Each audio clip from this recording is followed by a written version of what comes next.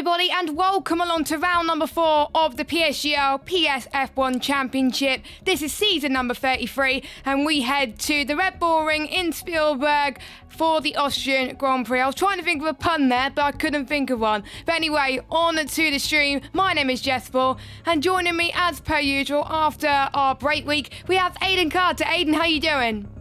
I'm doing very well, thank you. Yeah, heading to the Red Bull track. It seems everything is Red Bull focused nowadays, isn't it? Formula One, Red Bull dominating in real life. We come to the Red Bull Ring. It's the Red Bull show, isn't it? So for tonight, but yeah, coming to the Red Bull Ring in Spielberg for round number 4, and it's a unique circuit, isn't it? It's definitely I think in terms of lap time, it is the shortest track on the calendar in real life Formula One. It's definitely a unique challenge in that there's so little corners. It's a very short circuit, but a lot of elevation change. So yeah. Very interesting. I think it's going to be an interesting race tonight. Definitely a very close competitive one, I would say, tonight.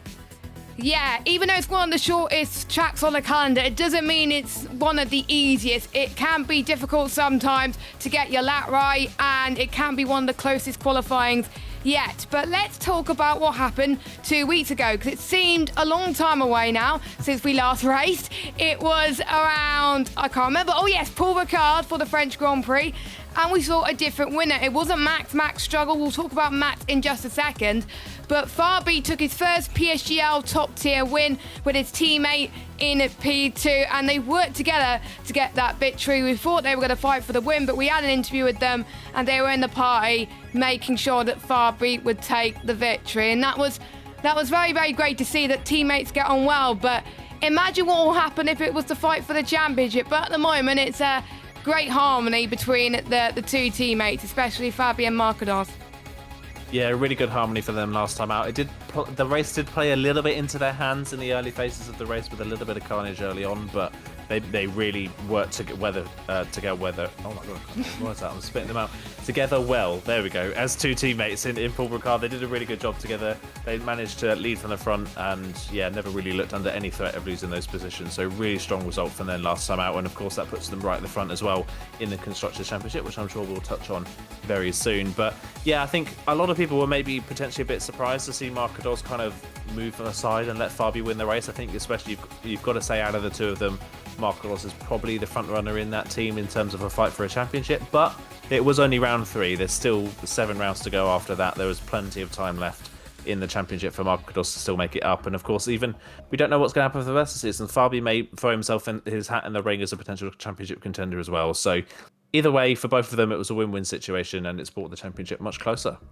Yes, it has, and Fabi now sits 4th in the championship on 22 points. He scored points in every single race, and Marcados as well, 3rd in the championship after getting 2 podiums. Without that DNF in Singapore, I feel like he could have been up there challenging for the title, but still, again, early days. 9 points separating the top 3, 11 points separating between the top 4. One person we've got to talk about is Max. After dominating the first 2 races, he seemed to have struggled in France. He even said to me that he wasn't happy with his progress, and he hasn't even played the game during the break week. He just wanted a relax, a chill to make sure he was ready and refreshed for this week, and he's concentrating this week mainly on his qualifying position, because that's what let him down last week, and if you get good qualifying positions, you're more than likely to get good results. So Max has shown that he is not an alien that we thought he was going to be. All people can make mistakes, but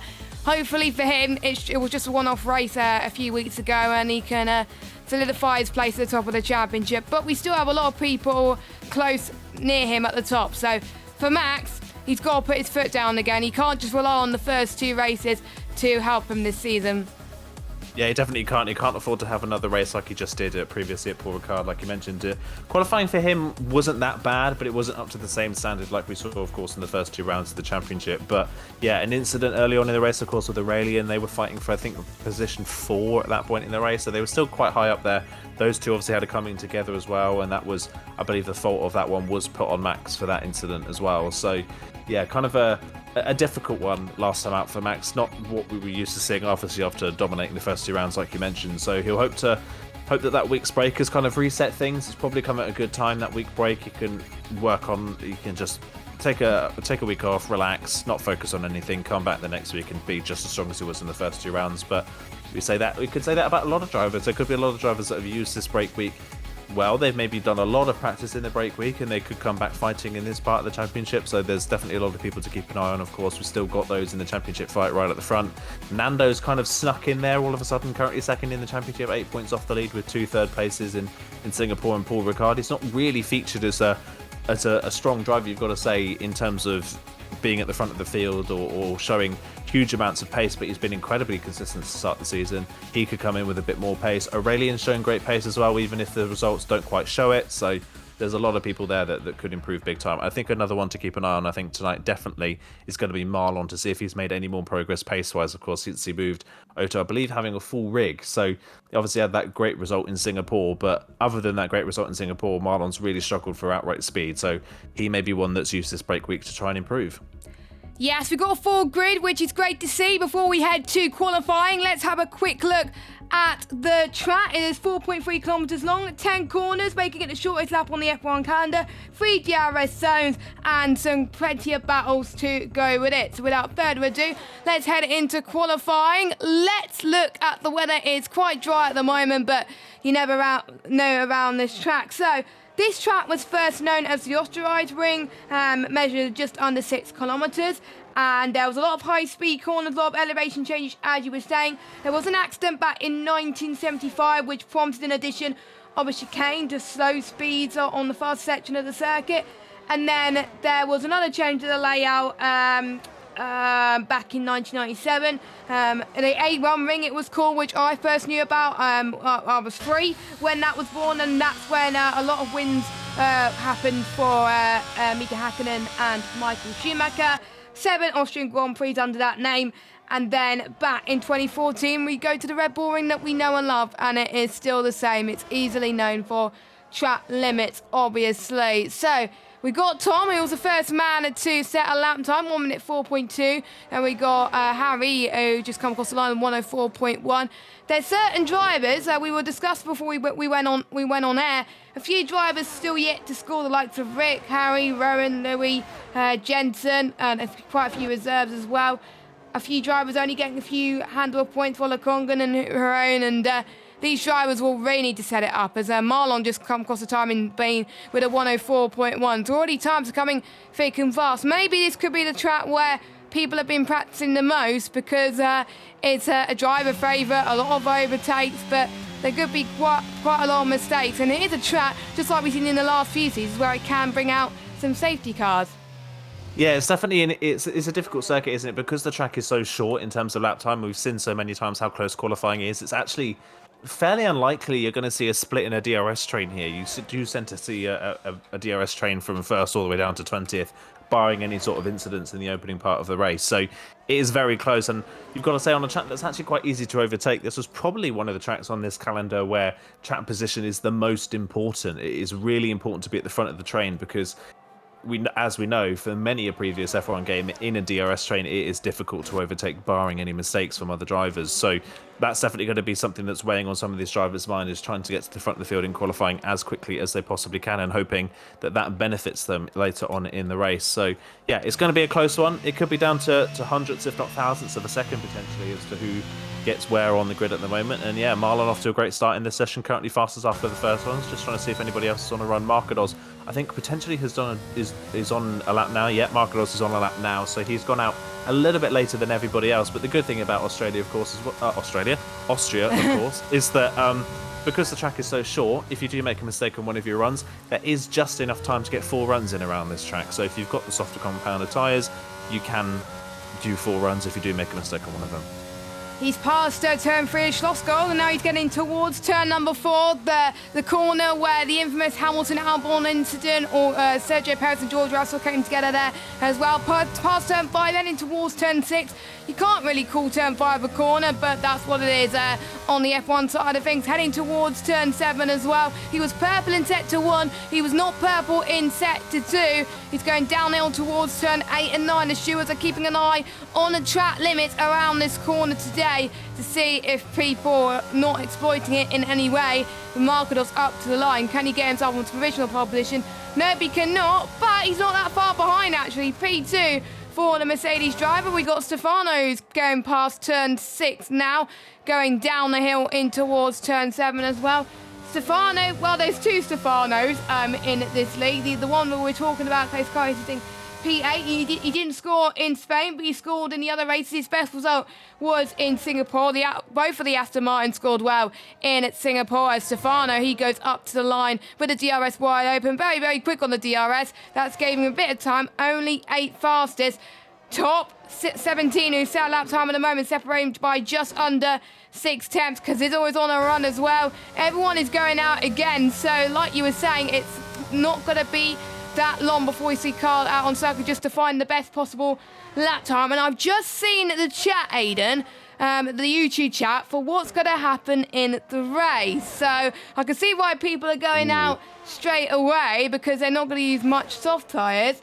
We are going to be having, apparently, according to someone in the chat, so take that with a pinch of salt, wet start of the race, and it's going to be dry after 15 minutes. So, yeah, I think we had something similar, I think, a few seasons ago, or it must have been, I think, in F2 when I had something similar like that. But, yeah, it's not going to be dry for the whole of it, and that's going to make things even more interesting. A wet to dry race. We don't know when, obviously, it said 15 minutes, but it may come before, it may come after. We may get a situation where I commentated around China where it said it was going to be dry after 15 minutes. It was pretty much dry after 2. So you never know what could happen here. But yeah, that's going to spice things up. Yeah, and that's going to make quali all that more important as well, of course, because if we do have the wet enough conditions for inters or full wets at the start, no DRS, of course, in the early phases of the race, if that is the case, and that could be really crucial. And of course, we know as well that starting a Formula 1 car and getting through the first corner in a Formula 1 car in the wet is a lot more difficult than it is in the dry. So qualifying now with that information of potentially a wet start being all that more important. So that's going to be something to keep an eye on for this session as well, is to see how people adapt to that. I think with the just knowing that it is potentially only about 15 minutes at the start, you would be surprised to see anybody compromising their dry setup, as Max goes to the top of the timesheets. That's a surprise. He goes to the top of the timesheets with a 4 flat. So yeah, I think you'll be very unlikely to see anybody compromise their setup for the wet at the start of the race. It's just not wet enough, and we know how powerful DRS is in the second half of the race if it is dry. So that's going to be very interesting to see how these drivers cope with those conditions at the start. Just in Marlon has invalidated, unfortunately, in the middle part of the lap, so he's backed off and is back in the pit lane. So Max to the top. Aurelian just went 3rd as well, the other rookie for this season. So the rookies, the story of the season really has been the impressiveness of the rookies as Tom goes. And interesting, I was gonna mention this, but Tom, yeah, to the top of the timesheets on his 2nd lap on that set of tyres. Now I see this quite common around Austria because of how short the lap is and how little fuel it takes to do a single lap. You can get 2 fast laps in on the lowest amount of fuel possible and get a good time in. So you will see a couple of people, especially if they feel they need to, do a double warm-up lap. And I think that is exactly what Tom has done. He's done a double warm-up lap and gone on the 2nd lap when he's had less fuel in the car, and it's paid him dividends. He's gone to the top of the timesheets, and that's exactly what you need to do around a track like Austria, where it is so close. Any little advantage you can get, you've got to take it. And Volakonkin is another one that's done the same, but he's only managed 11th. It's great to see Tom up there. I think Tom in the last few seasons, he has been struggling. In his first F1 season, when I started commentating on PSF1, it was back in season, I think it was season 31, when he joined PSF1, so he made the jump like I did. He did very, very well. He became runner-up as well, with the likes of obviously Dan Urquhart as well. He was so close in taking that championship, but I think he just struggled to adapt in the last couple of seasons. Maybe because a few more people are getting used to the game now. It's not like at the start of the game, some people get used to it quickly, so they will have the advantage, whereas other people may take a long time to get used to. But hopefully it's a sign of things to come for Tom, or maybe just likes his circuit. We've got Jeroen at the moment in 17th in the standings. He's 19th in the qualifying at the moment. He's on a lap now, heading past turn 7 and 8. The clouds look pretty threatening. Not sure if it's going to rain at the end of qualifying, but we'll have to wait and see as he heads towards turn 9. I think he's going to go for another run. So I'm guessing he was not happy with his first run, so he's going to go again, just like Tom. Stefano, he's on his next run as well. Marcadors, where is he at the moment? He's about to start one. So most people are about to start their lap times. And by the way, if you want to check out our title sponsor, GT Omega, you can by using the command !GT Omega. You can get 5% off GT Omega products by using the code PSGL. The link is in the description, and if you just give me a moment, I will get the overlay. There you go, so you can type the command in chat if you want to. So check out our sponsor that also provided us some chairs as well, so it's great to see from them. But yeah, 7 minutes left to go of qualifying. The Mai hasn't set a lap time yet. Another driver that I was expecting to do well, he's backed off a little bit, so I'm guessing he's going to go again. He doesn't have enough time. You can see his teammate in the back of the shot as well. Who's going to be the next across the line? We've got, I think, Jeroen, who's about to finish his run then too, or he's invalidated his run then. Infamous turn 9 and 10 can catch people out. His teammate though, Aurelian, he's going to come up to the line. Can he get higher than 4th place? He improves on his lap time though, and he's going to go again. So I believe it was his out lap to go on his flying lap. That's probably why. So I was hyping him up for nothing. Fabi, last week's race winner, he's going to start another run, and we have got, I think it was Deso starting another run as well. I'm sure there was people that are about to finish, but I might be wrong. But yes, people are about to finish their next runs before the calm, before the storm, as it were. And again, people are just showing why they like this track, and just because they may have a wet setup, that doesn't mean the times aren't quick. They are quick.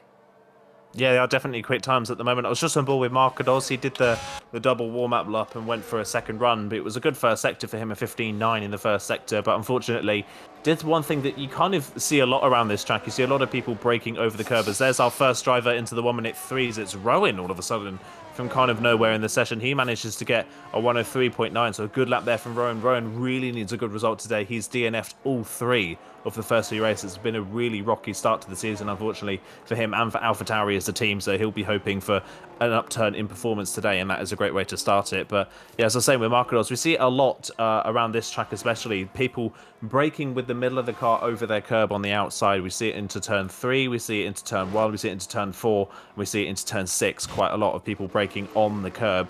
Marcadors did that into turn 3, but unfortunately this time round the curb bit him and he lost the rear of the car in the braking zone. So it's risk versus reward. Unfortunately for Marcadors, the reward was nothing that time around because it ruined his lap, as Fabi has crashed coming out of the first corner, and that is his session over and done with. That is the last thing Fabi needs, currently P11 at best, and there's a lot of people behind him. You would expect that we have the potential to go faster, so that is not great for Fabi. He could be dropping way down the field here, right towards the back, so that's going to be nothing to keep an eye on. Everybody, by the way, 18th up to 1st, is currently separated by just under 3.5 tenths of a second.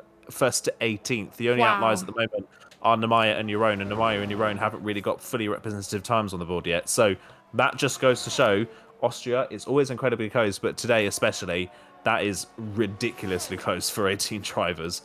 And this is why these are the top drivers on PlayStation. They put in a lot of effort to make sure that they are the best of the best. Obviously, we had some people from PlayStation before that are now racing on PC. And we are seeing a lot of these drivers that were in F2, F3 or F4 that are starting to adapt to the F1 tier and not really pretty much far away anymore. They're getting closer and closer every race. And that's very, very great to see. And Rowan is another driver, like you were saying, that obviously needs to do a little bit better. And I was speaking to the drivers earlier on in terms of whether if having an extra week changes their approach of practicing, and no, it does not. Having that extra week's break allows a time for them to rest a little bit. Some people do use the extra 2 weeks to get to grips with Austria.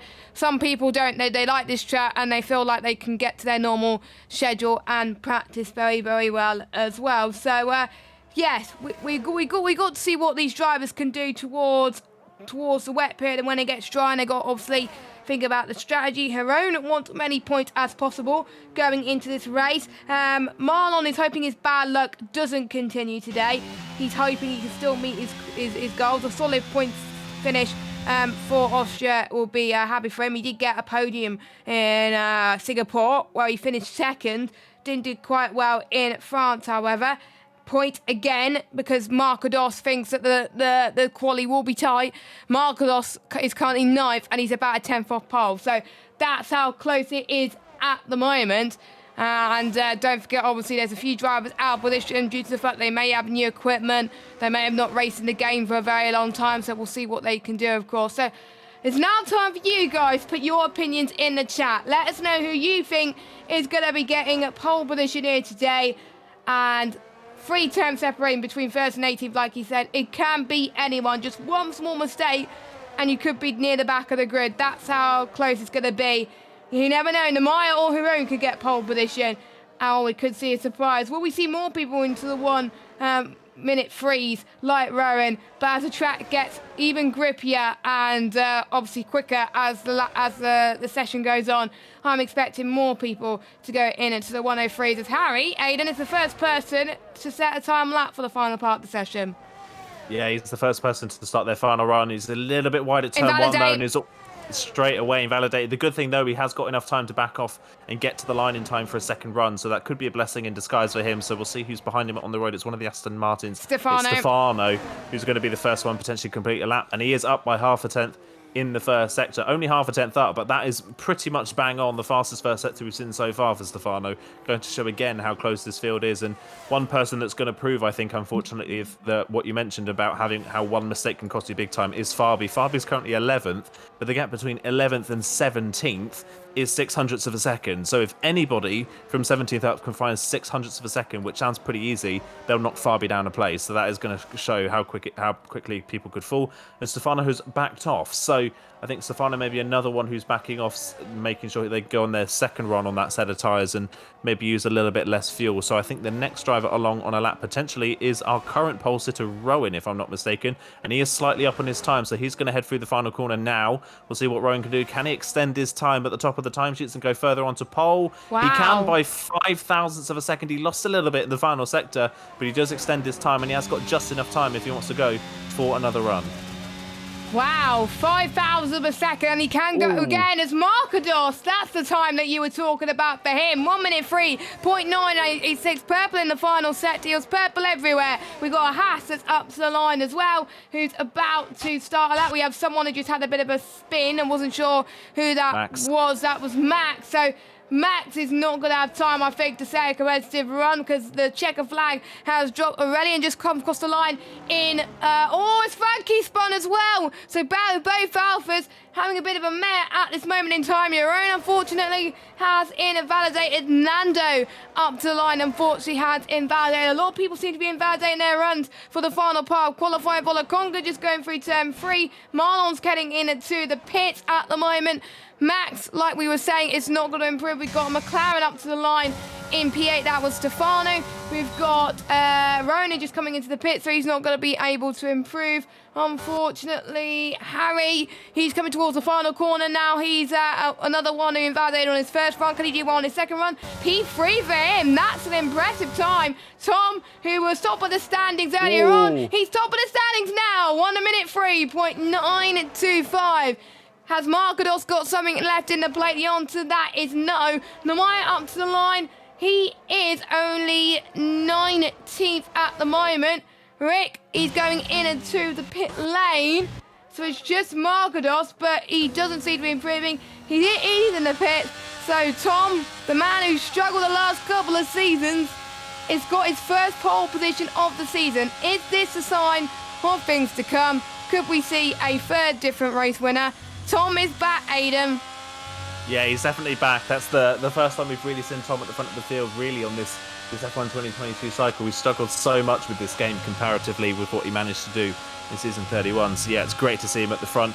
Markados yet again. Markados on the front row. He's so consistent at the moment in qualifying as Markados, isn't he? Second front row once again. And that second row is drivers who really haven't shone this season, who've actually struggled quite badly. The two drivers on the second row, Rowan and Harry, have not scored any points this season. Neither of them have scored points. They're two of only 4 full-time drivers that haven't scored yet, and they're on the second row. So great stuff for the both of them. That's a great qualifying for them. Max quite lucky in the end that he only ends up 5th. He did basically exactly what Markados did in an earlier run. Hit the curb on the way into turn number 3, went too deep and missed the corner. So that is why he was only 5th in the end. But God, look how close the qualifying session is once again. 6 tenths separating the whole field, 3 tenths separating the top 17, and look at that, just under 2 tenths separating the top 7. So we've got Tom, Markados, Rowan, Harry, Max, Aurelian, Marlon, Stefano, Dessa and Keen, your top 10, and there's the rest of your standings down to 20th. And before we go for the race, for the first time in 2 weeks, let's have a quick word from our title sponsor, GT Omega.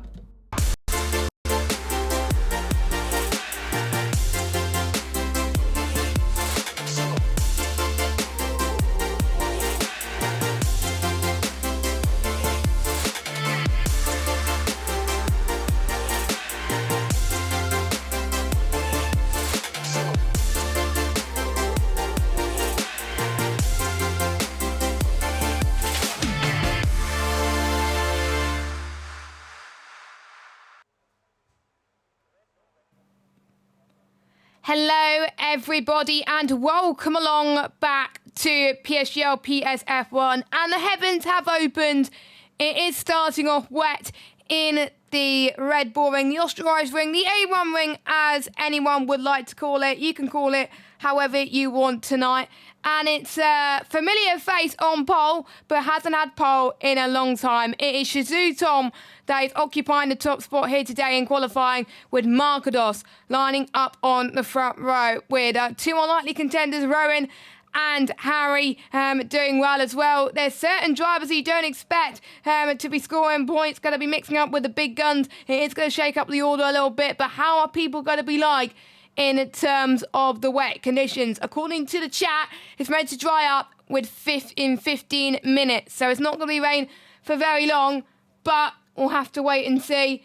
It's going to be very, very interesting. We're about to get underway for round number 4 of the season. The 5 red lights are on. Tom is on pole, Markados alongside.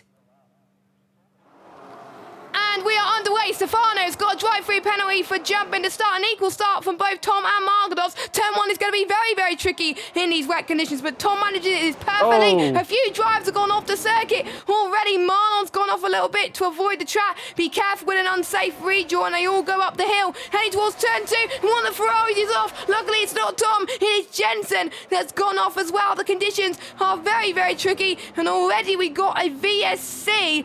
So that means the field is neutralised, and it gives us the time to catch our breath. Rowan's got a 5-second penalty, loads of 5-second penalties from a certain amount of drivers, and a little bit of a doubt to glitch there. But the top 2 keeping up where they are. Max had a good start as well, up to 3rd, and that's just what you need. But as Austria usually likes to throw at us, there was carnage on the first corner. It's always something about the first corner, isn't it? Now, Jerome with a 5-second penalty for a collision with Nando further down the field. A lot of those 5-second penalties as well for people overtaking off the track at turn 1. So Marlon's wide moment at turn 1, caught out by the virtual safety car coming out. He couldn't give the place back in time before the virtual safety car, and he got penalised for it. So that is one of those things. As we get going once again, Rowan is pulling over. He's got no front wing on that AlphaTauri. Disaster start for the second row in this race. Harry was down the inside. He managed to get a good start from 4th on the grid. He was down the inside. He hit the brakes for the first corner, and he just locked up and went straight into the side of the AlphaTauri. That spun Rowan round, and he damaged his front wing. Harry spun in sympathy as well, but he's managed to somewhat recover in 8th position as Kian and Marlon going side by side on the run up towards turn 1. Kian will get the inside line on the Red Bull, should get the move done, but Marlon gets a better exit, but he gets squirmy on the exit on traction as well. Look at them struggling to put the power down, and Kian gets the better run in the end off the exit of the corner. Kian will hold that 6th place for the time being, as there's a change for the lead. Markados down the inside of Tom for the lead of the race. Can he get the move done? Yes, he can. Tom squirrely on the exit. That was in 6th gear. He was trying to get the power down, and he was spinning the rears of the car up. He manages to try and go around the outside at turn number 4, but I don't think it's going to be able to move that one through. Markados is into the lead of the race. Wow, wow, wow. So Markados, who hasn't had a race victory, he let his teammate win 2 weeks ago. Can he get redemption, and can he win this one? And he's not going to have help from Fabi. He's doing it all himself, which is great to see at the moment. But you'll see what Fabi could do in 10th place to make sure that Markados could keep that victory. But I have to say, Tom was very close to DNF from that race. He almost hit into the wall, but that was, to be honest, a very good save from Tom there, but he's lost a bit of time. But we'll see if Max can catch up to him. No DRS, remember, obviously, until it dries out, or when it dries out, and it's drying out quite quickly, so we will obviously have to wait and see. We'll keep an eye on when the DRS is enabled. We'll keep an eye on the position changes as well, as Volokongan has had a very good start. He's liking the wet conditions. He's up 6 places. Kian is up 4, so those were the 2 that made the most of the wet conditions. So Stefano as well, up 4. Max up 2. Fabi up 3. Frankie up 5. Kazizzle up 2. Namaya, don't forget, he was near the back of the grid. He's up 6. Nando's up 4. Rick up 1, obviously biggest loser. Rowan down 16 spots. He was near the front, and now he's down into 19th position. So Volokongan, for those of you who don't know, he was last season's PSGL PSF2 champion. Didn't get his season off to a very great start, but again, he's always doing what he can to try and score some points here and there. He scored points in Singapore. Yellow flag, that is your own. That was off in turn 1 near the background, so he's lost a bit of time again. And Max is getting some more time on Tom. Now, bearing in mind, with the dirty air in these wet conditions, that's going to make overtaking so much harder, but at least one advantage, they can save a bit of VRS, and they can save a bit of fuel this time, because you pretty much gain a lot of fuel in these wet conditions, as I found, as Max has set the fastest lap of the race so far. Max is gaining, and Max wants his victory. Yeah, definitely does. He always seems to be right at the front, doesn't he, in race pace? He's right up behind this race for between Markados and Tom, but yeah, it's going to be difficult to make any hay while it's raining at the moment. It's going to have to wait potentially for the pit stops when the rain starts to end and it starts to dry up. But it's looking very reminiscent of Paul Ricard once again, isn't it? The top 3 pulling away at the front, and it's Stefano having to do the legwork in 4th. They did this exactly the same thing did Stefano last time out. In Paul Ricard was running the legwork in 4th, but a track limits penalty cost him that 4th place finish. So Stefano, again, is pretty much a carbon copy of Paul Ricard. Unfortunately for the McLaren driver, he's got the pace ahead of the drivers behind, but he can't keep up with the top 3 as there's fighting further down the field. Yeah, Namaya trying to get the move on because Zizzle can't get the move done. And again, in the early phases of the race, we've seen this. This is another trend. We've seen it all season long. Zizzle really does not like the high fuel. He really struggles at the start of the race as Marlon gets our first track limits penalty, and the start of his race has gone absolutely terribly. Yes, a lot of track limit warnings, and it's a track where pretty much you're guaranteed to get a penalty, and Marlon has gone into the pit lane. Oh, goodness. Yeah, I think you could definitely tell he gave up there. He was on the exit of turn number 9, and he cut straight across the grass and into the pit lane. So even if it was to just retire the car, that is a really dangerous move. So I get he's frustrated. I get the race has not gone his way, and the luck has not fallen his way. But by doing that, he's definitely going to pick himself up a penalty for the next race as well. So Marlon's just compounded his problems even further there. Yeah, that is a bit of a shame for Marlon, of course. His only point, obviously, was in Singapore, and he hasn't scored any points since then. Believe it or not, it's his first DNF of the season. He's finished every other race up until now, but let's hope he can carry on his race as he's meant to go on for the next couple of rounds. So we got a battle in the midfield once again. Aurelian has having a nice battle with Nando. Nando's still getting used to his new rig at the moment. That's why he's this far down. But Aurelian tried to go around the outside in towards turn 6. Can he hold his line? Nando's wanted to have none of that heading towards turn 7. We've also got Rick in there as well, going side by side with Nando. How long is this going to last then? As they go down the hill towards turn 8. Rick getting a better traction at the moment down the hill, but Nando holding the position at the moment. Aurelian is pulling away from the likes of Nando and Rick.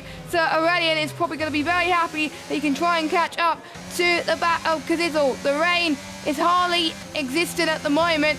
We are starting to see the track drying up just a little bit. We're starting to see the sun peep out, so we are trying to see and get a little bit of a glimpse on when it's going to dry out. When is it going to be enough time for the slick condition at the moment? If it was to be dry in a second, it'll obviously be hard tyres until the end, but if it's going to be a bit later on, then obviously mediums, well, some people may opt for the 2-stop race as well. Keane still on the back of Volokongan, closing up every minute, but still no move for them. Stefano's having the race of his life as well. P4 so far, currently in 12th in the standings. Had a good race last time out as well in France, scored 6 points, his first point of the season. He's continuing his point scoring trend, which is very, very good to see. And he's got a nice gap behind as well. Wolakongan is catching though, but yeah, Stefano got promoted from F2 last season, in the middle of last season actually, to F1. Struggled a little bit, but there's some races where he definitely showed his class, and that's definitely what he's showing today. And Max, for some reason, he's found a lot of pace on Tom. Markelos is just flying away up front. Yeah, Markelos really starting to pull the gap at the moment. They're fairly similar at the front, but Max in third, you've got to say, is waiting for the move. He's got a great run here, actually, through turn 2 and up towards turn 3. Is he going to think about a late move down the inside at the hairpin? He shows his nose, I think, hoping that Tom will go deep into the corner, but Tom is wise to it. He makes the corner just fine, and Max can't get the move done. But the more these two hold each other up, the better that is for Markelos down the line. He'll want to get as far away from these guys as he possibly can. The rain has officially stopped. There is no rain coming down now, so now it's just a question of how quickly is this track going to dry out? Will it dry out in a couple of laps' time? Will it dry out immediately, or will it take its time, and will we have to wait another 5 or 6 laps before we can even consider the slick compound tyres? That'll be what we'll have to wait and see for these next couple of laps. Rowan fastest lap as well, by the way, down at the back of the field in P18, which is a real shame. I think it just goes to show that tonight Rowan had a lot of pace in him, qualified on the second row, great pace here on not really any older tyres than the leaders at the moment. But yeah, again, the bad luck strikes Rowan, and he's down in 18th. So Rowan's got the pace, he's got the skill, he just needs the luck at the moment, and he's not having it. It's 3 races, 3 DNFs to start the season, and now he's really struggling as Tom, fastest lap that time around, and he's managed to gap Max ever so slightly, so he's put about 7/10 of a second between himself and the Alfa Romeo, which should help him. And now Harry, fastest lap of the race, down in P8, so fastest laps are coming in, which definitely suggests that the track is just starting to get a little bit dry, and it's just starting to ramp up in pace a little bit now.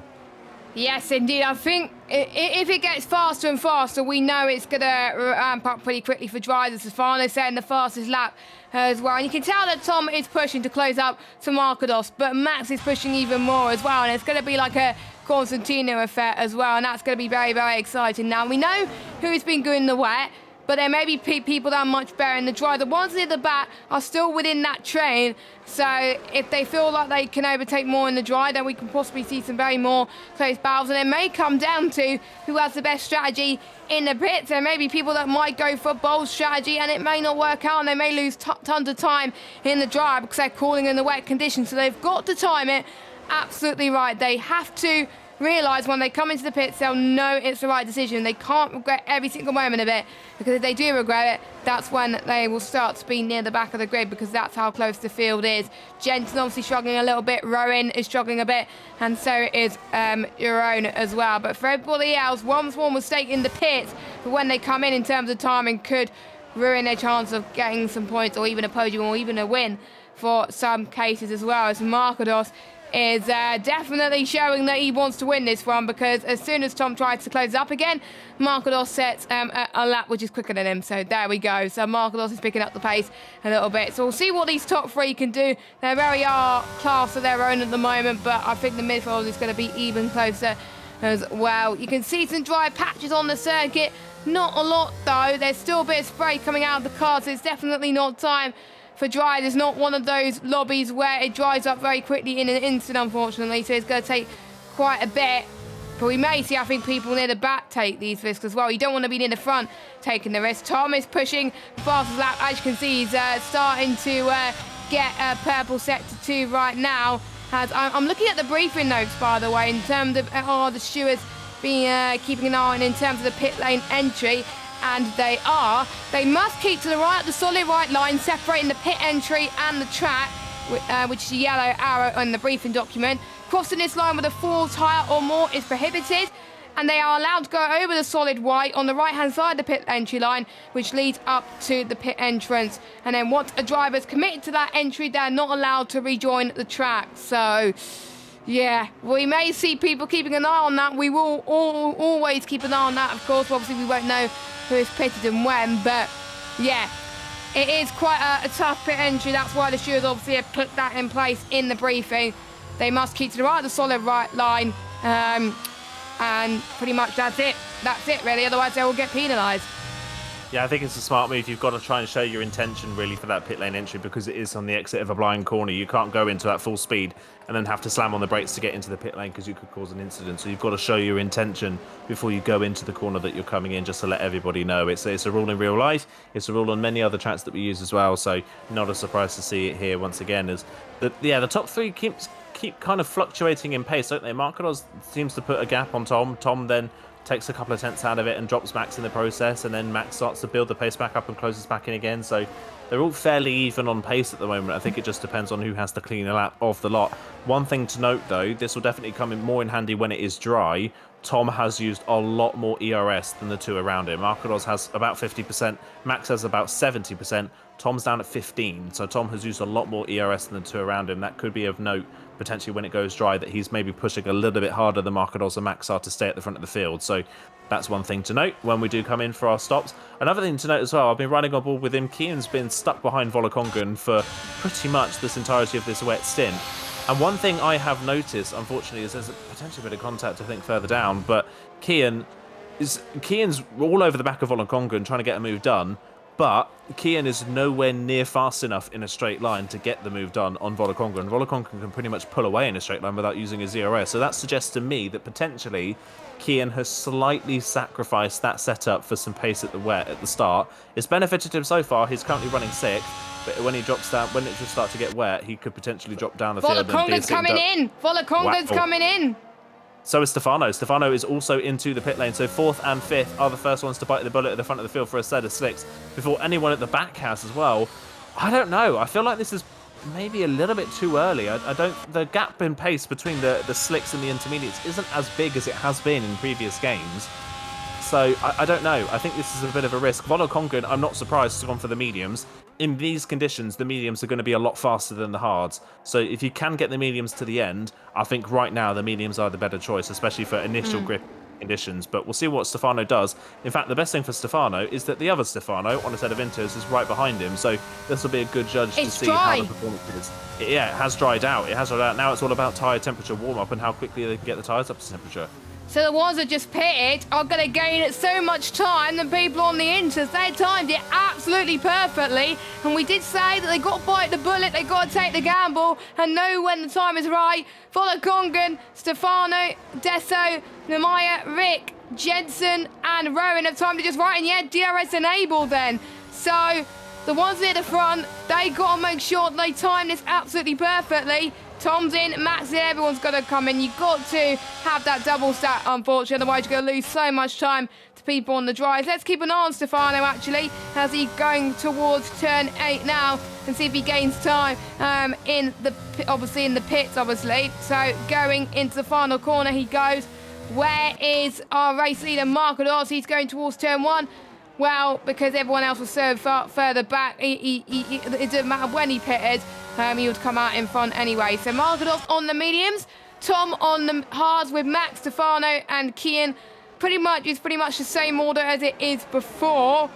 But it was quite close in towards the midfield. The Myers gained a few places as well. Redding and Frankie having a bit of a moment as well. A bit of a battle in towards turn 2. Heading towards turn 3 now. Up the hill they go. Down the left-hand side goes Frankie as they go up the hill towards turn 3. Cuts back for Frankie. He gets passed up into 10th position. Max goes down the inside of Tom into turn 4. And he's up into P2. So Max has found those time on those hard tyres. He's got those tyres up to temperature a lot quicker than Tom has. And he's now going to chase down Markados for the race victory, which could come into benefit later on as well. It's almost 3 abreast heading towards turn 5 and 6 there, where they're ready and trying to get past both Cazizzo and Frankie. Oh my god, they're going almost bumper cars, Cazizzo and Frankie there. Very, very tight. Don't forget, Aiden, this is the battle for the final points paying position. Yeah, at the moment it is the final spot on the points as well, and Aurelian and Nemaya not far behind as well. Nemaya's managed to catch up Volokongan fastest lap. Just looking at what happened, though, in that pit stop phase, actually staying out a lap longer benefited those that stayed out because Volokongan got jumped by Kian. Yep. Kian's now 5th, Volokongan down to 6th, and Deso is in 7th position now as well. And Stefano actually fell further off the leaders than gaining. So actually staying out a lap longer benefited them. I think potentially because the track was still a little bit damp and it was still a bit cloudy. Because the track was so cold, it took too long for those that pitted a little bit earlier to warm their tyres up, and they didn't get the benefit of it later on. So very interesting there that staying out actually benefited them in the end. They didn't lose anything at all. Also very interesting in the split in strategy here. It's pretty much majority of the drivers have gone for hards, but some people have gambled and gone for the mediums.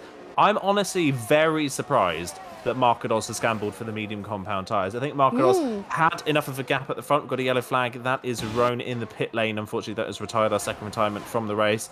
Yeah, I'm kind of surprised with Markados. He's gone for the mediums. He had the lead already. He had he had just over a second lead, so he didn't have any DRS troubles drivers behind, but he's still taken the risk and gone for the medium. So is he just going to push, build a gap, and then hope he can manage it towards the end, or does he think that the mediums can get to the end no problem? His teammate, by the way, Fabi, doing a good job as well in P9 at the moment, managed to work his way into the points, and he's steadily closing in on the drivers in front.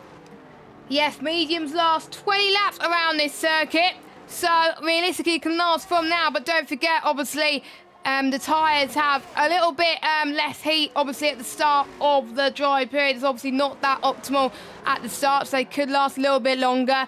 The ones on the hards are probably going to hope that the ones on the mediums crash and burn and get a puncher. But we have seen people in the past get the mediums to the end. That we have seen like safety cars that could ruin or benefit some drivers, and they all have a spare set of mediums in their back pocket if we do get a safety car right now. But we've only had one VSC, and that was at the beginning of the race on lap 1 due to turn 1 escapades. But apart from that, everyone else seems to be keeping it relatively clean at the moment, and as Real TECTV has pointed in the chat, it could be close to puncher territory, yeah, for like Markados, Wolakongan and Deso and Fabi, so we'll keep an eye on them.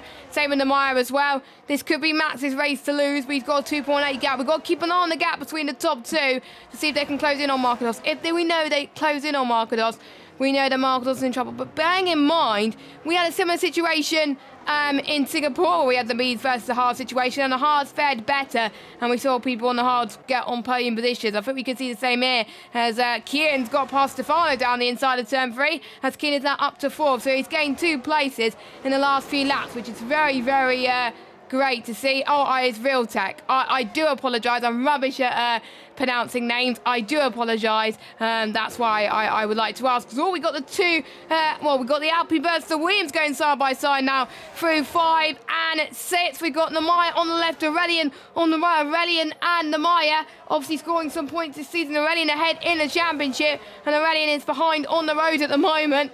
But Aurelian is down in 13th, not quite in the points just yet. But all it takes is one small mistake, and that can ruin everybody's races. As we've got a yellow flag, that is Jensen.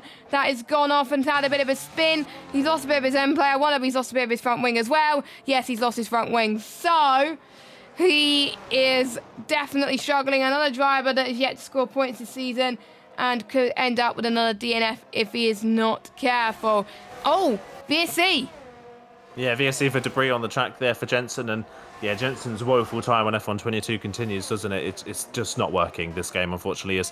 Stefano and Wolakongan are racing each other under the VSC. That's not exactly what you want to see, but no. Yeah, Wolakongan almost getting the move done back there past Stefano, but Stefano's been quite slow at this virtual safety car. He's dropped quite far back from Kian, so I think he's just dropped back and then is going to try and speed through the restart and hope that he gains back on Kian when they go green. So that is a smart tactic if you can get it right, but if you get it wrong, you can get it catastrophically wrong, and you can speed at the safety car restart. So it's a bit of a knife edge to try and balance on to see if you can make it work. So we'll see how that goes. And of course, virtual safety car restarts can make or break your race. If you have a really bad one, you could drop out a DRS range of a car in front and it could ruin your race. So got to keep an eye on that one as well. It's a bit of a long virtual safety car. This one's been out for almost a full lap, but of course it is a short lap here, so that could be the case why. But yeah, once we go green again, Markados had the gap up to just over 3 seconds when it was green. So Markados steadily pulling away about 0.4 of a second a lap, but he's got to try and build a bigger gap than that, I think, if he wants to make sure that this strategy works. And DRS is now enabled once again. They are back racing. 3.5 seconds is the gap for the lead. And yeah, I think if you're Markados, 3.5 seconds is not safe. It's, especially with how we expect these tyres to fall off. That is not a safe margin for Markados at all. He's gained a lot of time during that VSC though, so he was definitely pushing a little bit, but we'll see obviously if he can last. I thought he was going to save some tyre life during that VSC, but obviously not, so I'm a bit worried for him. We've got Matthias in the chat that he thinks that mediums will last. Well, there's a few people obviously that are better than strategies than me, obviously, that are fast drivers than me, so I could trust their judgment on the mediums that could last. But obviously we'll have to wait and see. I'm only going by from what the data tells me from the F1 game, but at the moment Markados doing very well to increase that gap. He may be saving some tyre wear towards the end, so he may be pushing now and then saving just a little bit later on as well.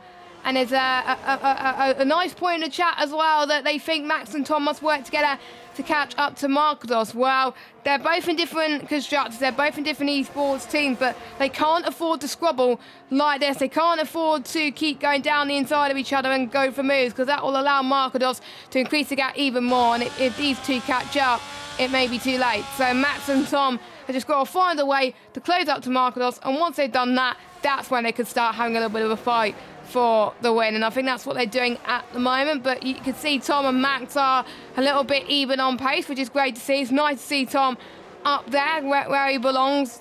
He probably put a lot of practice around this track. As we're about to start lap 20 of 36, so much drama, so much action has happened, and we've still got a long way to go in this race. Everyone has made their pit stop. Obviously it started off wet. Markados is leading. Harry gets another 3-second time penalty. Only 2 track limit warnings. Oh, as I said, that Jensen has got one. So there we go. So now we've got 3 track limit warnings. I think there's a lot of turn 1 track limits, and I think obviously turn 3 as well.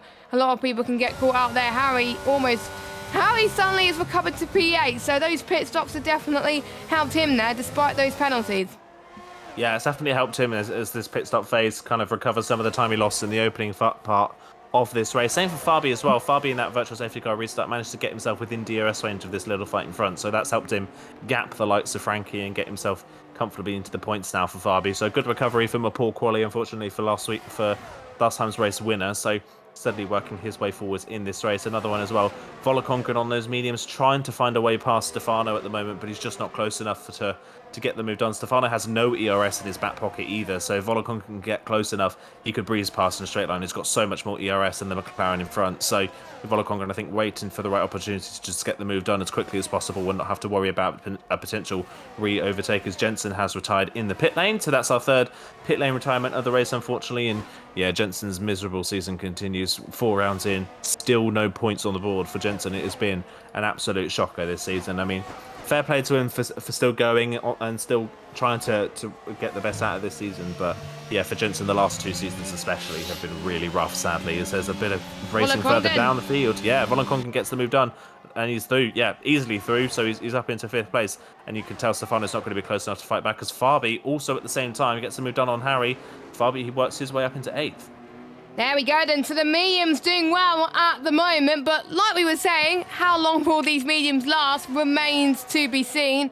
So obviously we'll keep an eye on that as the race ploughs on through in terms of tyre wear as well.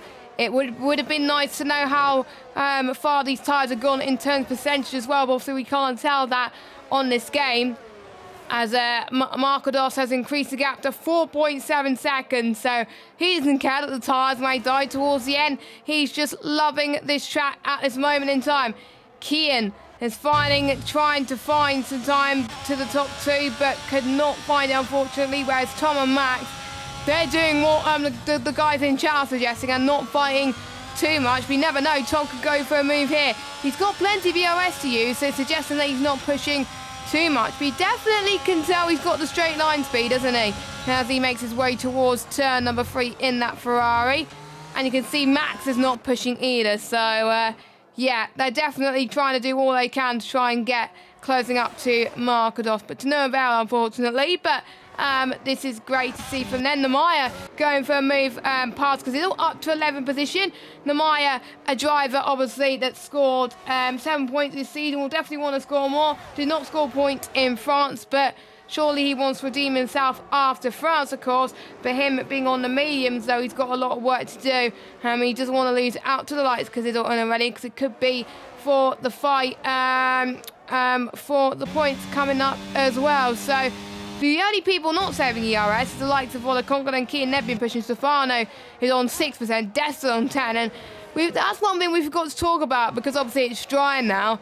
You don't want to be burning too much ERS too quickly, because this is a track where there's not much braking zones. You can't afford to burn too much ERS because there's not much room to charge around this circuit. You've got to really be saving at the every prime opportunity. Yeah, it is a difficult track here, as here comes Fabi on the back of Desso through turn 2 and into turn 3. Fabi should get this move done fairly easy, and he does to the inside. Desso will get DRS down the next straight, but of course we know he hasn't really got that much ERS to play with as he comes out of the corner, and yeah, straight away Fabi is pulled away. Fabi not under any pressure. Desso is under pressure from Harry though from behind. Is Harry going to think about the move around the outside potentially into turn 4? Not quite close enough on the brakes, but Fabi up into 7th. He's continuing his march forward in this race. It's been a good race for Fabi so far, and yeah, to tack onto your point of what you're saying about ERS, it is, like you say, it's a difficult track to save ERS. There's not many heavy braking zones on this track. In fact, there's only really one heavy braking zone, you've got to say, into turn 3, maybe turn 4, but it's not a particularly slow corner. So yeah, it's hard to save ERS, and of course the problem with this track as well is that pretty much half of the track distance is a DRS zone. So by the time you've saved any sort of DRS, you're burning it again because you're in a DRS zone and you have to use it to find any sort of pace. So yeah, it is a difficult track to save ERS on in this one. You do really have to manage it. And Max and Tom at the moment, 2nd and 3rd, are doing a good job of doing that. They're not pushing too hard. They're kind of like the drivers in like people are saying in the chat, they are working together to work their way forwards, but they've got to start pushing at some point. They've kind of leveled out the gap now at just under 5 seconds to Markados. In the next couple of laps, though, I've got to say, you've got to start seeing them using that ERS to push themselves forwards a bit and get closer to Markados, because otherwise, it doesn't matter how badly Markados' tyres fall off at the end, they're going to run out of time before they get there. So they've got to start thinking in the next 2 or 3 laps that they start using that ERS they've got backed up and they start pushing to get towards Markados, because Markados as well, he's not exactly burnt through all of his ERS. He still has about 40%. He's got some left in his tank if he needs to use it. So yeah, if I was Max and Tom, I would start thinking about starting to use some of that ERS to get a bit closer now.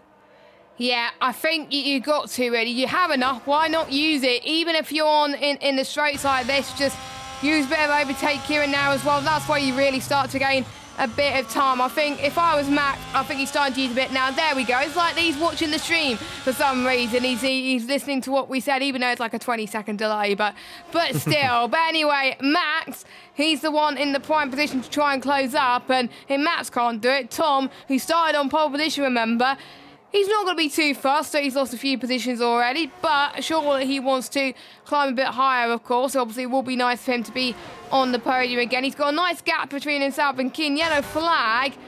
I don't know who that was. That was Rowan that spun in turn 9. As the Maya, because they're all having a battle for P11, and the Maya just about holds on, because he'll love the Maya's helmet, by the way, the lovely blue and yellow, as Rowan has retired in the pit lane, as Kazizzle, it was almost been an aggressive move there, but he's going to try and go around the outside, but stays behind for now, doesn't want to cause too much trouble.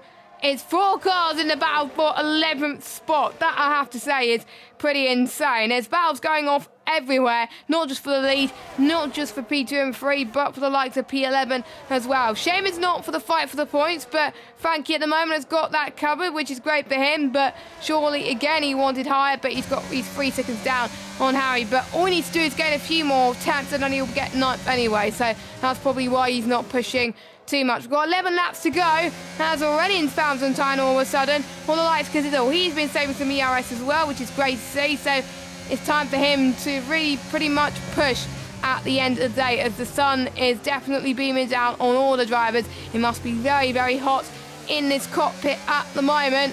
Here he goes, Aurelian with his ERS, and then he's gone off it again, so he doesn't look like he's going to go for it. Not much overtakes from some people, but they've done some of it at the start and during the beginning of the dry period, but apart from that, it's been very quiet from some of these drivers. But we've got to keep an eye on if anyone makes a mistake, because we could see a lot of people capitalising on other people's mistakes, and that's when we could see moves being made at the moment. Stefano is on the back of Wolakonga. Are we starting to see the medium runners starting to struggle? Because Max is closing in on Markados ever so slightly. Stefano is closing on Wolakonga. Yeah, it's starting to plateau now, isn't it? We're kind of halfway through from where they pitted from intermediates onto the dryers to the end of the race now. We're kind of halfway through that stint, and the pace has kind of plateaued between the mediums and the hard compound tyres. Max was a couple of tenths faster than Marquez on the previous lap, but at the moment, that is nowhere near enough for Max to catch Marquez by the end of the race. So he's got to find more time than that in these next 10 laps in this race to see if he can get closer to the back of that Mercedes. And here comes Stefano down the inside of Volokongan, late on the brakes. Volokongan brakes a little bit early, I think, trying to go for the switchback, but he's not got the grip on the exit, really, to get alongside. And Stefano's managed to work his way back up into 5th place. So he lost the pace earlier on the hards, but he played it patient. He's stuck behind the Red Bull, and he's pounced back on the Red Bull when he's had the opportunity. So Stefano back into the top 5. Volokongan down to 6th position at the moment. And unfortunately for Volokongan, he is, I think, probably one of the slowest drivers on the mediums at the moment, because whilst he's struggling and he's lost the pace of Stefano on the hards, Fabi and Desso behind don't seem to be struggling that much. They are catching this pair of drivers and bringing Harry with them. So Fabi still, at least on his medium compound tyres, still has some decent pace left in them. So Volokongan here, I think, is going to be pretty vulnerable at the end of this race. He doesn't look like he's been able to keep as much life in those mediums as everybody else around him. As, again, on that lap, Max only took 2 tenths out of Marquez. That's still nowhere near enough at the moment to be challenging by the end. You never know what could happen. Anything can happen in PSF 1 as all. There's a little bit of a bump drop and between Harry and Desso in turn 3. Harry almost got the move done on Desso there, and it just shows that these hards are really starting to find a bit of pace. And I agree, Fabi and Desso are definitely catching up to this battle as well. So it will be interesting to see on how Volokongan can defend from this. Points are on the line, don't forget. He hasn't scored many points this season. This could be Volokongan's big break in this division, of course. There's a few people that's only been in this division for this season, so it all comes down to experience. And if you do well in Austria, well, that really sets you up for the rest of the season, as we are starting lap 29 of 36 right now. Harry's very keen to make the move. If I was him, I would stay behind Desso to get the DRS in towards turn 3, which he is at the moment. There's 3 DRS zones that follow directly after each other, so that's going to be interesting as well. We've got 1, 2, 3, 4, 5, 6 cars all in close proximity as well. I think a lot of people are going to be around about the 70% mark as well. And there's one person in the chat that said they started on the mediums, I think, lap 8, and then at 36 their tires were like 75%. But they still managed to get to the end without a puncher, so Marquez must be praying that Max won't push too much, but he is pushing like a madman, 3.8 seconds, and he's bringing Tom with him as well. Kian not so much. Let's see how he can do now. Volokongan, you can tell that he's struggling. Stefano is falling away, and Fabi's just bringing along for the ride as well. I'm surprised that not many people have got penalties. I think you can tell that they've put in the practice despite the words that they've taken a break week. Yeah, you definitely can tell. I think now that you said that, give it 30 seconds, we're going to commentate curse someone now with that one. But yeah, it is surprising. This is a vicious track for track limits, especially the last half of the lap, turn 9 and 10, especially very vicious on track limits. But yeah, not really seeing many issues with that tonight, as here comes Harry for another run on Desso, this time on the run towards turn 3. Desso got a really poor run out of turn 1, and Harry just breezes past the Haas into the braking zone. Harry brakes late enough as well to make sure he gets DRS down the next straight, which he has done so. So Desso now struggling on those medium compound tyres. Harry through and up into 8th place. And yeah, I think the problem now for the likes of those on the mediums is not really the percentage wear. The percentage wear now isn't the problem. The problem now is that the pace is falling off. The pace in the mediums is starting to go away. The gap now at the lead down to 3.4 seconds now. So Max is steadily closing in on the back of Marquez. We've seen Volokongan already lose a place to Stefano, and now Desso is losing touch as well. He's lost pace to Harry, and he is almost out of DRS range to this train already. So it's not the tyre percentage where that's the problem. The problem is now the pace. The hards are still running consistent. The mediums are falling off. So we've got to keep an eye on that going forwards. Marquez still leads. Now down to 3 seconds though. You can see Max and Tom are starting to use a bit more ERS. They're starting to push that a little bit more. Marquez is not using that ERS though that he has in his back pocket. So I think Marquez is going to take the pain now. And if he does get caught before the end of the race, he'll use that ERS to try and save himself. Fabi, yeah. Oh, that is such a shame for Fabi. Fabi was having a really strong race. He'd managed to work his way up into 7th, potentially on shot for a top 5, but that spin at turn 1 has put paid to any points finished. That is such a shame. Fabi was having such a strong race. He was as well. Definitely, obviously, carrying the momentum from, obviously, France, where he won that one, but It looks like he's not going to get any points. And yes, the commentator's curse is true. He's saying Fabi was doing well, and now he's spun. So there we go. That is why we don't like to predict too many things in this league, because we tend to jinx people. So, yeah, there we go. But it's a shame of Fabi. You never know, there could be a safety car towards the end of the race. I'm surprised, touch wood, that we haven't received any. Let's hope we don't receive any, please, because it's been a clean race from a lot of the drivers so far. Obviously, could be some Stuart's investigations coming up, so we could see the results are very provisional.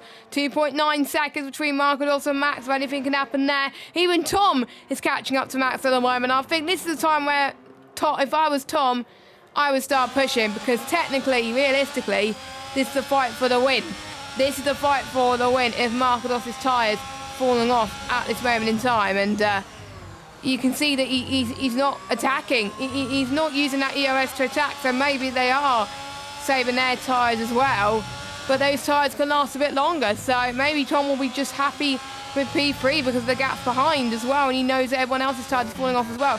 Aurelian down the inside, because that's really early. He's passed up into 10th place, so due to Fabi's spin, Aurelian is now in the points, and this is a battle for the points now between Aurelian, Caniddle, and Rick as well. Don't forget Harry's got penalties, so it may be even more points, but the gap it may be too big, so Harry will still potentially get a point anyway at this moment in time. This race has gone so quickly right now. Tom, if I were you, you need to push. There we go. Tom is pushing. He's doing what I said. Tom's going to try and battle for second place here. Down the inside, in towards turn 3. I thought he was going to wait until he get DRS, because you can see Max may want the DRS as well.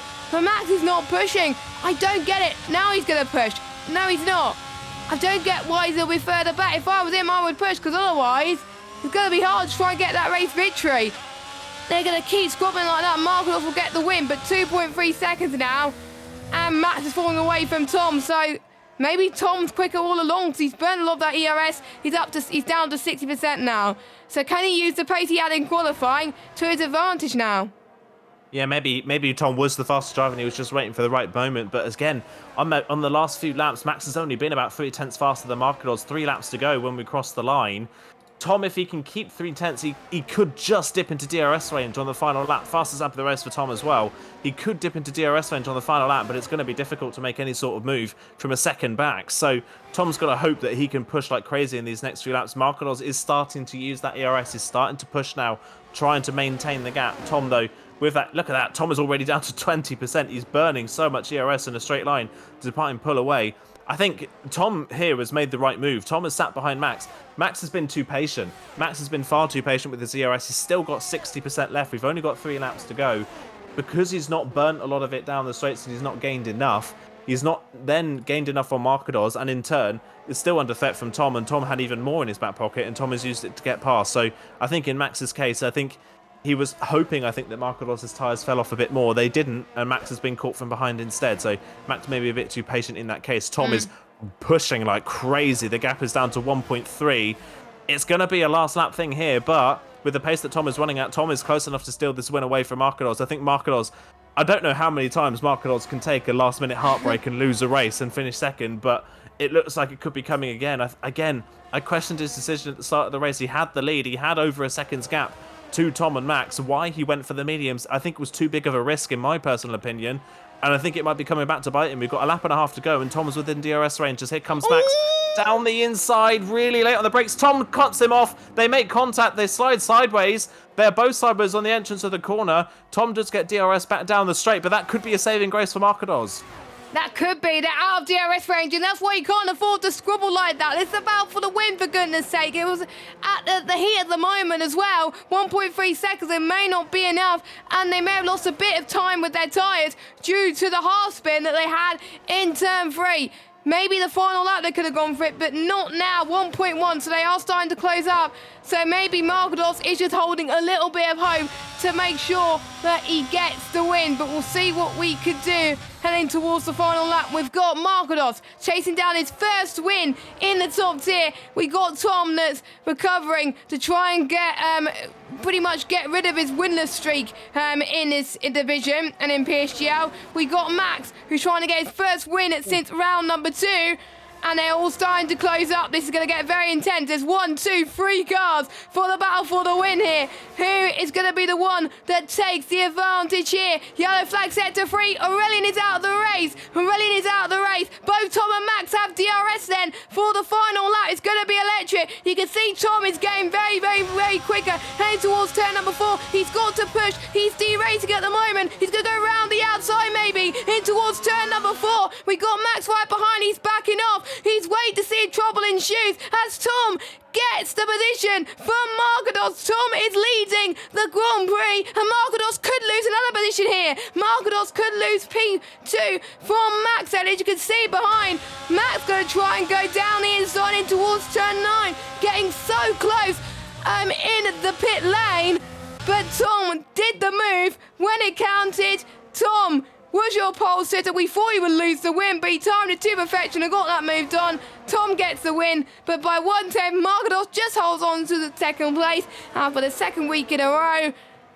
Markados has just missed out, but Markados was definitely fighting for that win rather than anything. Kian, a great result from him, P4. Stefano, P5. Volakonga got some decent points as well. Harry in 7th. Frankie, a Kazidal Knife, and Nando with his first race with his new rig. Respectable 10th place, he gets a solid point, so great job to him. And what a switchback from Tom, I have to say. That was incredible, and thanks to Tom, I've almost lost my voice. Yeah, that was really smart racing from Tom. He didn't go for the dive bomb move down the inside. He didn't need to take the risk. He knew Markados had no grip. Markados tried to park the car on the apex of turn 4, but he was too quick. He was too quick on the apex of the corner. He left the door slightly open, and Tom just walked straight through it, and Markados didn't have the grip to put the power down in the exit to fight it. So really smart racing there from Tom. And that is the Tom we've been waiting to see since season 31. He was so strong in season 31 when he finished runner-up. We've not seen that Tom since, really, have we? And this is the first time we've seen that Tom for a long time, and that is the Tom that we grew to know and love in PSGL F1. So that is such a great return to form for Tom there. That is such a boost for him going forwards in this league as well. Markados, how many times is Markados going to be leading in the late stages of the race and lose it and finish second? That's what, maybe the 4th time now that has happened to Markados at some point in PSF1 over the last 2 seasons. That first win is coming. It is so close to Markados, but take away his DNF this season in Singapore. In the 3 races, he's finished second 3 times. It's been such a consistent season for Markados. But again, I questioned it at the time when he went for the mediums. It was a big risk. The risk didn't pay off.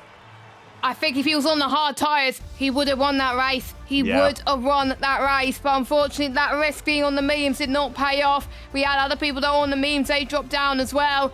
But Volakonga was able to hold positions for a few moments as well. So he was in 6th. So he did the best out of the medium runners. But we'll go through your result. Look at the chat, by the way. There's a lot of support in the YouTube live chat for Tom there as well. So I think everyone is quite happy to see Tom getting his first victory in a long time.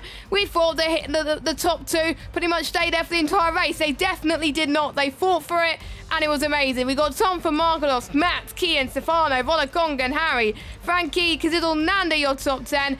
Rick, Namaya, Fabi, Stefano, Deso, Aurelian, Rowan, Jensen, Jerome, and Marlon. We have 4 DNFers. Pretty much all of them were in the pit lane. So it might have been rear wing damage, but I don't know. But what an ending to this Grand Prix, and so many stories to tell. But, you know, who has been your driver of the day? Oh, it's a difficult one. I think I'm going to have to go for the boring choice. I think I'm going to have to give it to Tom. I think pure and simply because A, it was a great race for Tom, but also B, because it's been such a long time since we've seen that from Tom. It's been 2 seasons of kind of lackluster performances for Tom and not getting the potential out of it. But it's been a long time coming. He's finally got to grips with it, and he's got a great performance on the board, and hopefully that is a precursor to what we can see for the rest of the season. It's been a bit of a slow start, but round 4, and he's put in a stellar performance, so I've got to give it to him. But I've got to say as well, shout out to Kian. Bit of an underrated race, kind of in no man's land for the entire race, in 4th position. It's hard to think, considering the pace that Kian has had for the start of the season, that coming into this race, he was 14th in points, only with 4 points, but that is far more lucky from Kian. He's spun a lot of times in the opening parts of the season. This time around, much cleaner race and gets a P4 for his troubles as well. So Kian and Tom, definitely the two standouts for me today, I would say. Yes, indeed. We've got 2 of our podium drivers that want to speak to us in the interview room. 2 of them that are fighting for the last lap, actually, for technically the race victory. So if I can get the interview screen, there we go. I think we may as well speak to our championship leader first. So we will drag him in to the commentary box. Matt, can you hear us? Yes, I can. That was very close towards the end there. You just missed out on the race victory, but you had a much better qualifying. You had a good start as well. Tell us, how did the race go from your perspective? Yeah, it was really good because in turn 1 I already gained like 2 places without doing anything, and yeah, then just driving. Yeah, I think there was a lot of carnage in turn 1, so I think I saw you going whoop whoop whoop. You were trying to. I don't know how I would avoid that, to be honest, as well. But obviously you saw it was going to be a wet to dry race as well. You were seeing other people around you pit. Do you know you made the right decision with staying out, but did you have one inkling in your mind that you could have gone a lap earlier? Yes, but I thought like it will be too wet on this cold tires to have a fast outlap, so I think it was the right time.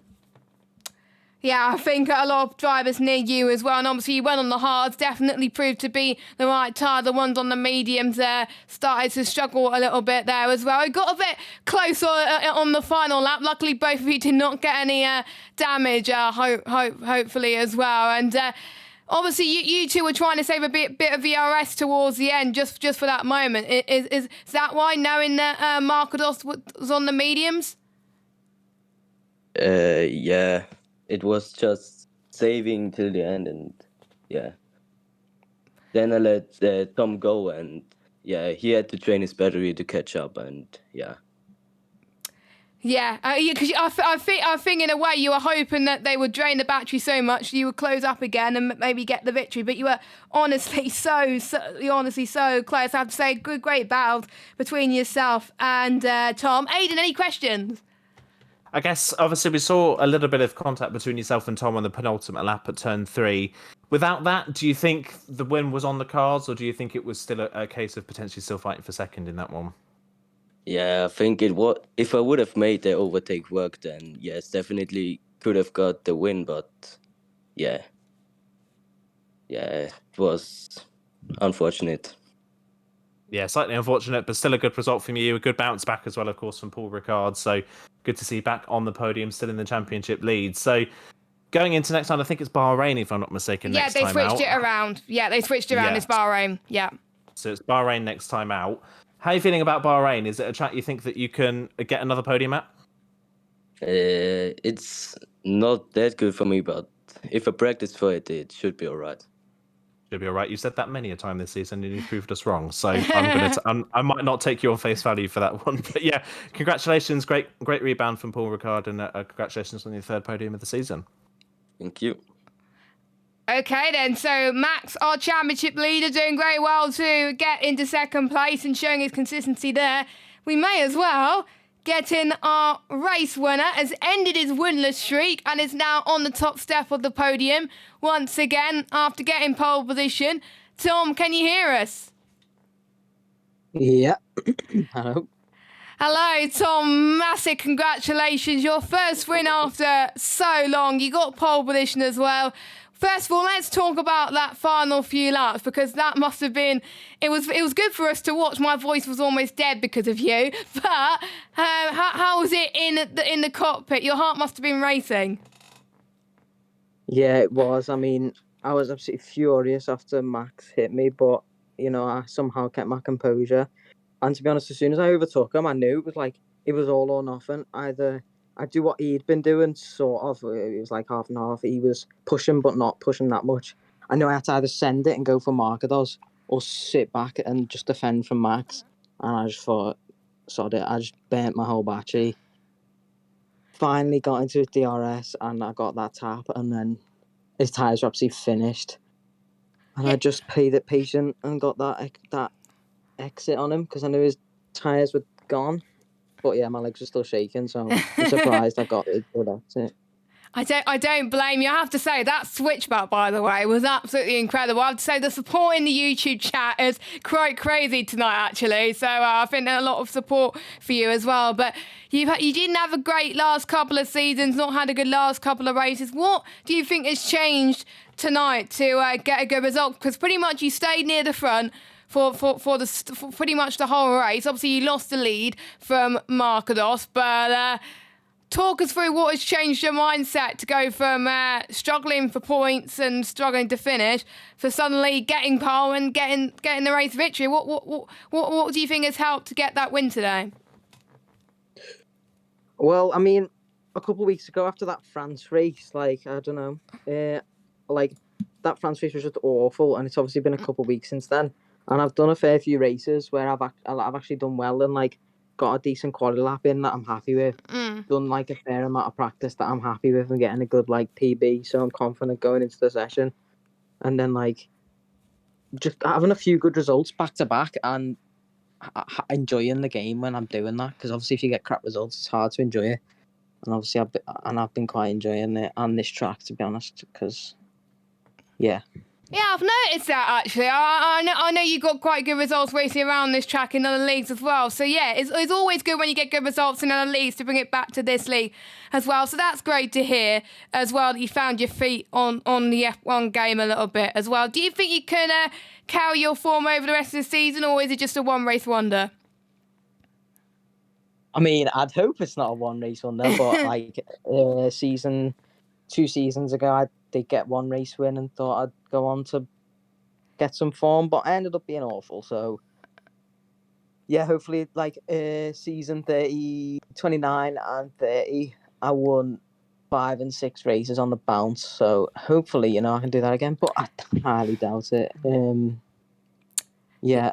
I remember your season 30 dominance because I witnessed it. But yeah, obviously congratulations, Aidan. Do you have any questions for our race winner, Tom? Well, congratulations, Tom. It's nice to see you back in the booth after a while away. But you mentioned obviously that it's kind of the momentum of having quite a few good rounds on the trot in other leagues has helped you today and built your confidence a bit. What is it about Austria particularly as well that seems to suit you? Because you always seem to go well around here. So is there something specific about this track that seems to suit you? Yeah, I mean, I think everyone can sort of agree with me that like sometimes like I've seen like people make like TikToks on it that everyone just has a phase where they love Austria because it's short. It's like you can bottle it easily with the track limits, but in terms of the amount of corners to bottle it, it's like not very much. So it's like quite fun because yeah, I don't know that for that reason for me, it doesn't take long to get good at it because there's like 5 corners, and I think it's one I've done in a couple of other leagues before this as well, like WO. No, I don't know what league I've done. Oh, NRC, I think it was. I did that Austria, so I've done that recently as well. So that definitely helped. Yeah, definitely helped you build some momentum coming into this one. I guess going forwards, obviously you mentioned that you want to try and start getting some more wins on the board, but obviously we don't know how the rest of the season is going to play out. What is the goal for you? Obviously the first 3 rounds haven't put you right at the front of the championship, unfortunately. So the championship fight is a long way away as of yet. But is that something that is in the back of your mind? Do you think you can get there, or is it more of a case of seeing how far you can get? Yeah, definitely. But I think PSGL every single season is like about like consistency, and Max seems to be that guy, like the Rudy and the legend that just seems to be up there every week, unless there's an incident. And obviously he's won like twice and he's got podium, and I think he won't stop that form because he's just rapid. And then there's other people like Marketer's been up there every race, and Fabi, and I'm sorry if I miss anyone's name, but it's definitely difficult to stay. Because like today, if I would have lost a 10th and a half on my lap, I start like P12. Yeah. Yeah, Like, that's just so crazy. it's crazy close. Yeah, crazy pace. It's incredibly close throughout the field. So yeah, and you got all the names right. So you got all the consistent name right. So you nailed that one. So last question for me. Obviously, I mentioned this to Max earlier as well. But obviously, next round is Bahrain for next week. How are you feeling about Bahrain? Is it a track you think you can do well at? And if I remember correctly, I think was it last season you were running up at the front but had an incident early on in the race that kind of took you out of contention. So in the back of your mind, I guess it's kind of a redemption arc potentially for you next time out in Bahrain. Yeah, last season though, I was P3 until the two people in front of me crashed, and I had no way of avoiding it. And Bahrain just seems like a bit of a midpoint sort of track for me. It's like I quite like it. My pace isn't incredible, but it's like consistent. Yeah. So hopefully I can be up there. But I know other people can be rapid at Bahrain. It's like I don't know what it is. I think it's because I like quite an understeery setup and it doesn't really work. But yeah. Hopefully I can do well, and I've got a week off, so. Oh. But there you go. Well, a little bit more time to get some No practice in. excuses. But yeah. No excuses. Yeah, we're going to be expecting 6 on the bounce now. You've set yourself up for that one. No. Yeah. But yeah, congratulations, Tom. Amazing race from you tonight. Congrats on your first win of the season. Thank you very much. I'm happy to be back. Yeah, you can see the delight on his face when he went on to take the first victory after so long. But no more interviews. Markador didn't want to have an interview this week, which was fair enough. We can't force people to go in interviews that we don't that don't want to. But what a finale to that Austrian Grand Prix. Obviously, my voice is dead. Nice to hear from, obviously, Tom and Max, both of them having solid races. Markados just missed out once again as well. But there were some other people that did well as well. Volakonga had his best result of the season. Harry just missed out as well. Desso unfortunately got a puncher, so there was one person that lost out due to a puncher. And Kian finally had a better form this week as well. So nice to see certain drivers that you don't expect to do well starting to pick up some points and to climb their way up in the championship. Yeah, it's nice to see. I think we especially. I think Tom tonight was a bit of a surprise with how well he did. I think it's fair to say that the first 3 rounds of the season he didn't have the best of luck, but he also wasn't showing at the front of the field in terms of outright speed. So Tom was a bit of a shock, I would say, tonight to be that fast all the way through. Kian's a different is a different one, isn't he? He's been fast all season long. He was running in second, of course, in Spain in the very first round of the season behind Max, who was having a really good start to the season, but just unfortunately a lot of spins early on in the season.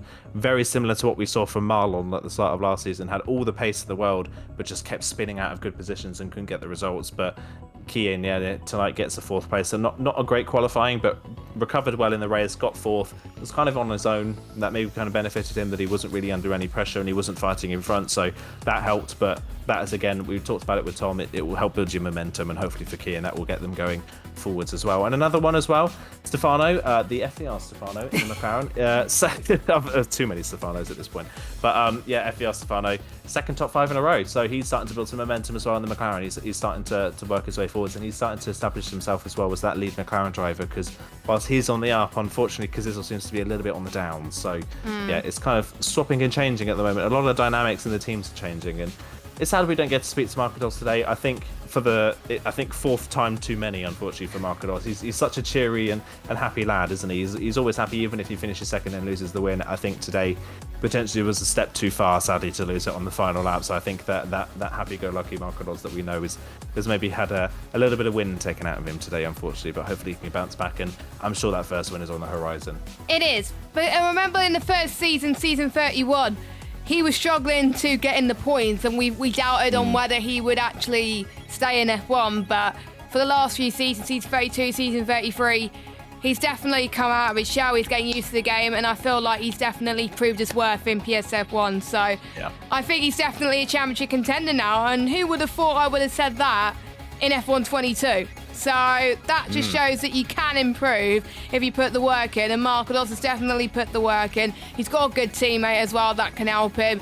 He's got some good drivers that can push him as well, and I'm really excited to see what he can do. So Markados, will next week be his week to get his first win in Bahrain, or will someone else steal the victory from him? I don't know, but we will see. Next week, as I was saying, Bahrain in just to reflect the changes in the calendar. So Bahrain is not round number 8, it will be round number 5, then it'll be Azerbaijan, then it'll be China, then it'll be Mexico, Hungary, Brazil, and then Portugal. Actually, no, I'm trying to remember if it's Portugal or something else, but I'll keep an eye on those changes as it happens. But final check for our sponsors, GT Omega, 5% off GT Omega products by using the code PSGL.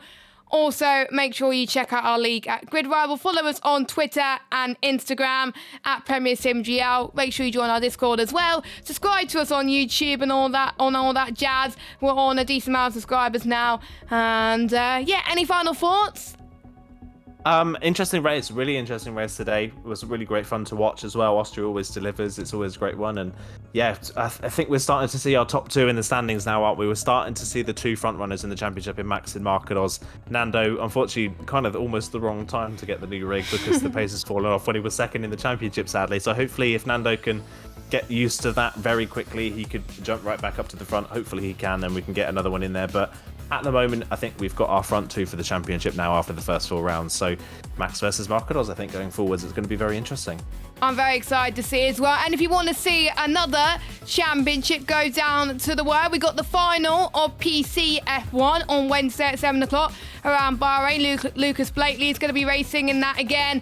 And we got the championship finale really high up their heels as well. So make sure you watch that 7 o'clock UK time with George and Jack. That will be taking you through the action on that one. And then the other PC action will be happening in Bahrain on Thursday. And then it'll be us again on Monday at 8 o'clock. But for myself and Aidan, have a good evening. Take care, stay safe. And a final word from our sponsors before we head off. Goodbye.